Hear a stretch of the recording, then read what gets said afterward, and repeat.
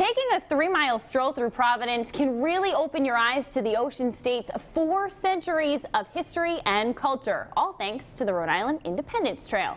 Here to talk about the educational tour is the founder of the tour himself, Bob Burke. Good morning, welcome back. Hey, good morning. Small little note here. You have a mom and a sister named Michaela?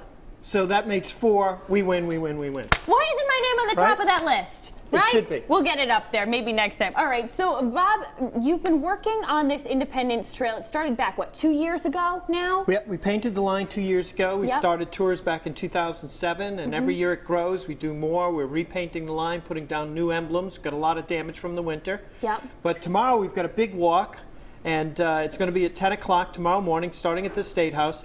And we're part of a wonderful group of tours that people who are looking for something to do this weekend with their mother can do. Yeah. And it's called Tour SNE.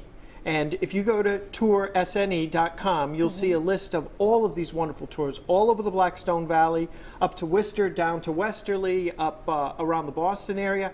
It started out a few years ago as Tour Rhode Island, and now it's expanded to be regional. So clearly it's been successful. Now what can people learn along the way? You talked about those emblems too. Yeah, what you can do is that if you don't come on the tour, you can walk the trail yourself. It's the Green Line. Okay. It goes all around downtown Providence and up by the State House, down to the Roger Williams Memorial, the old State House, the Gaspee Memorial, the Irish Famine Memorial. There's places where Lincoln spoke and Washington slept and Kennedy spoke and Martin Luther King spoke, and it's a fascinating history that we've got here in Rhode Island. Clearly. So tomorrow we'll be walking in. I'll be doing a live tour.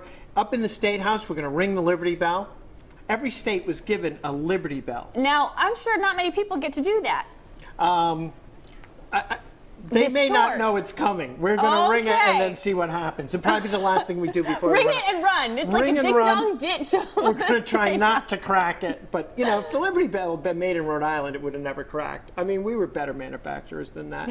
But we're going to see the Gettysburg Cannon, the Bull Run Gun, and we're going to check out the King Charles Charter, which is celebrating its anniversary this year. It was 1663. It's the original document that created that lively experiment that Rhode Island is. And the King of England, kind of inadvertently, gave us freedom of religion.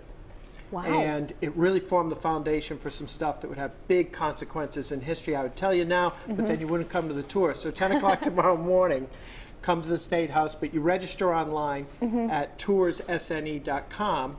And we're going to have a lunch and soggy hot dogs and some Narragansett beer. Sounds great. And quickly, before we let you go, if you're doing this on your own, there's a way to still get the information that you would provide, right? Absolutely. What you could do is go to independencetrails with an S.com, and there's a map, there's a description of how to use it, there's a list of the sites, and you can do this 24 hours a day, 7 days a week, 365 days a year. The Independence Trail is open and telling the stories of Rhode Island. Sounds great. All right, if you want to check out the Independence Trail for yourself on a tour, you can head out this weekend. Bring your mom, I just might. Get all the details at WPRI.com/theroadshow.